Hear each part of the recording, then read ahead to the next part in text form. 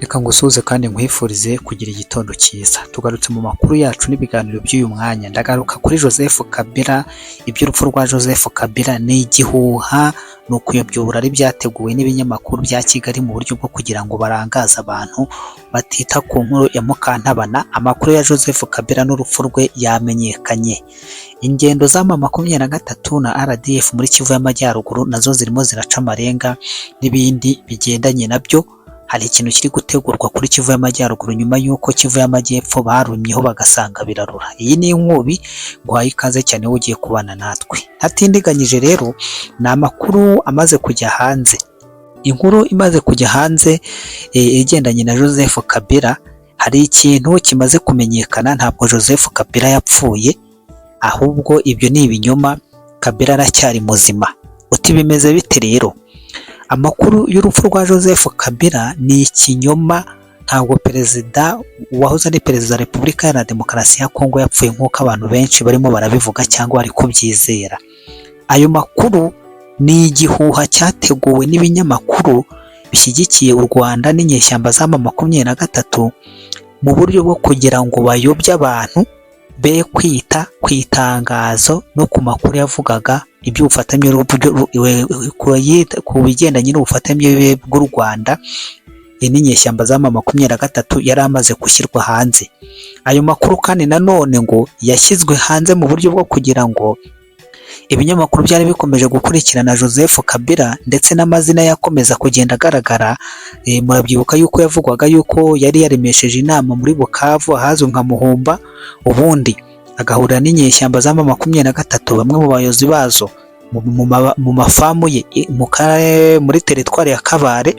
Ibyo byose ngo ni system yaremwe kugira ngo bamukureho icyo gitutu kandi bamukureho iryo jisho rya kamera ryamukurikiranaga aho yajyaga hose. Bahimba ikinyoma cy'uko yapfuye, ariko Joseph Kabila ngo ni muzima.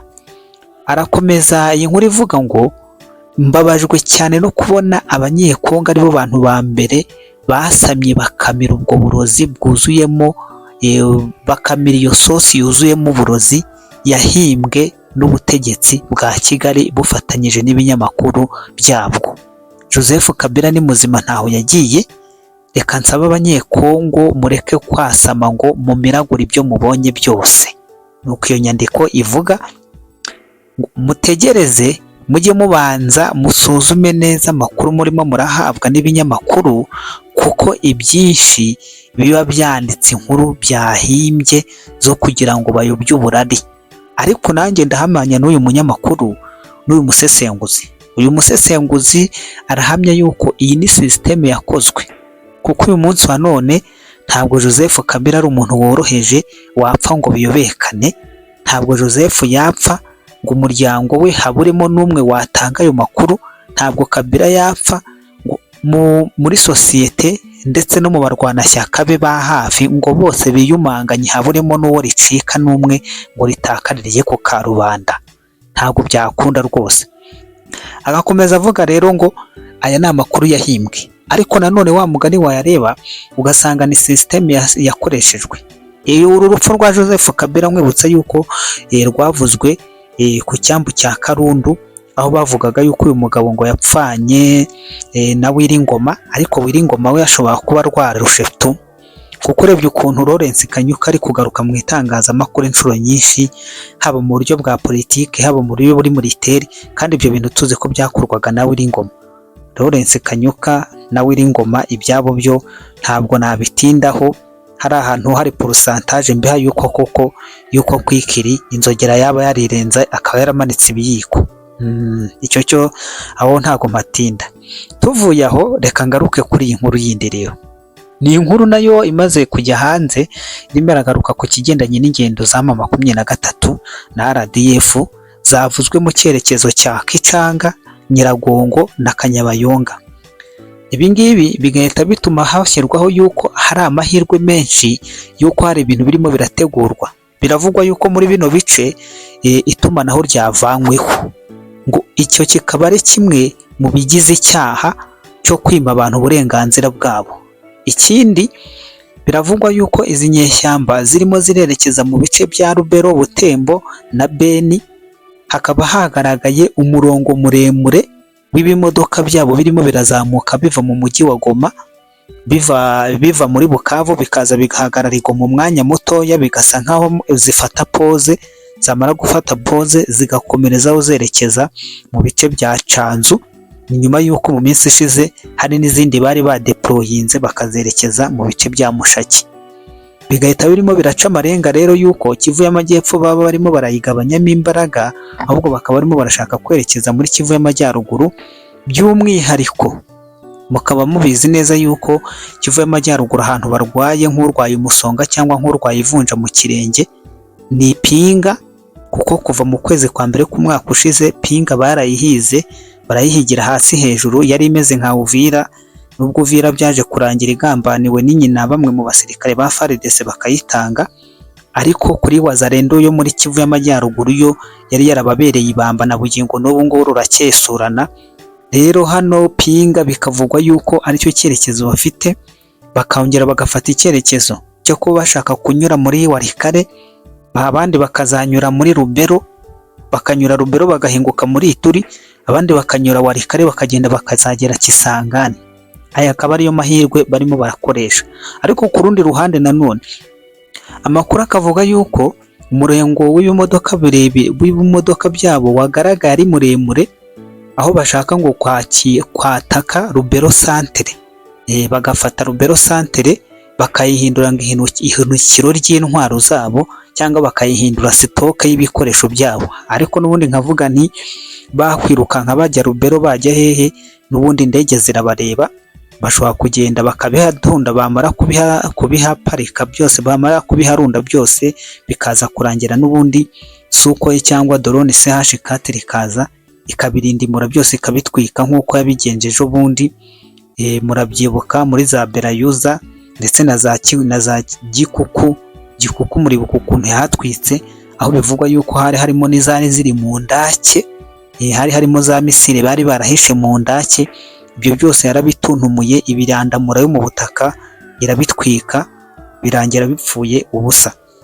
Noneho rero bakavuga yuko ngo noneho barashaka gufata Butembo, bakagerageza no kwesatira Beni, ndetse barashaka kugerageza umujyi wa Uvira.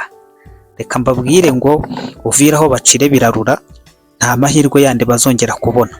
Kuba bwabo barafashe uriya mwanzuro, Uvira ikabaca mu myanya y'intoki, ikanyerera ikabacika, nta yandi mahitamo yandi, nta yandi mahirwe yandi bashobora kuzongera kugira.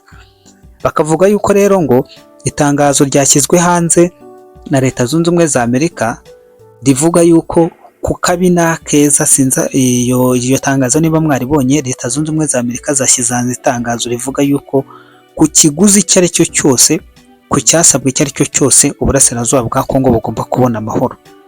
Bityo rero M23 nayo ngo ikaba irimo irakina ikarita ya nyuma, irimo iragerageza amahirwe ya nyuma, ngo igamije gushimisha abafana n'abakunzi bayo, ngo no kurangaza abaturage baherereye mu bice yamaze kwigarurira, ngo kugira ngo bakunde bakomeze bayigirire icyizere. Atari kunyamara mu by'ukuri imeze nk'ikirondwe cyumiye ku ruhu kandi nk'ayarariwe kera. Umwanzuro rero ngo barifuza gukora ibishoboka byose kugira ngo barebe yuko hari andi mahirwe bagerageza akabahira, yenda ngo nka Uvira ikongera ikabagwa mu biganza, cyangwa se ngo bakafata iyo Rubero Centre bagafata Butembo, ubundi bagakomeza muri Beni. Ariko nkavuga nti aya mahirwe yo reka mbabwire ngo akubiye gake nk'aya yandi yo muri betting. Abantu ba betting nibo babizi. Aya mahirwe yo ntabwo nababwira ngo hari amahirwe, hari icyizere cy'uko yazagera ku musaruro. Ibi byose bikaba bije bikurikira itangazo ryashyizwe hanze na M23, bikaza bikurikira amagambo yacitse Mukantabana, ariko ntekereza yuko atari yamucitse. Iriya ni disikuru yahawe, ni inyandiko yohererejwe na Kigali imugeraho ari i Washington, arayisoma, arangije ayisomera inteko rusange yari iri aho ngaho, yemera yuko Kigali koko iri inyuma ya M23. Kandi ubwo kuvuga ngo iri inyuma ya M23 ni ukuvuga ngo ibibi n'ibyiza byose bagomba kubisangira. Ni ukuvuga ngo abagore bafashwe ku ngufu ubwo barabafatanyije, abana bishwe barabafatanije, jenoside yakorewe abanyekongo barayifatanyije, amabuye yibwe barayasangiye. Ibibi n'ibyiza byose niba ari ubufatanye n'ubufatanye nyine ubwo nta byo gufatanya mu bibi, nta byo gufatanya mu byiza, hose barafashanyije. Ahubwo narebye wasanga Kigali ahubwo ariyo yabafashije cyane, cyangwa ariyo yokwibye, yagize participation nini cyane muri ibyo bintu, kuko niyo yatanze imyitozo, niyo yatanze abasirikare, niyo yatanze ibikoresho, ndetse ni nayo yagiye itanga ramforo za hato na hato mu gihe ibintu byabaga bimereye nabi izi nyeshyamba. Rero nibyo William Ruto yaje kugaruka avuga ati ibi ni ukutegerekaho ishyiga rishyushye, ati ntabwo ibi bintu byari birimo. Ndabashimiye, mukomeze kugubwa neza.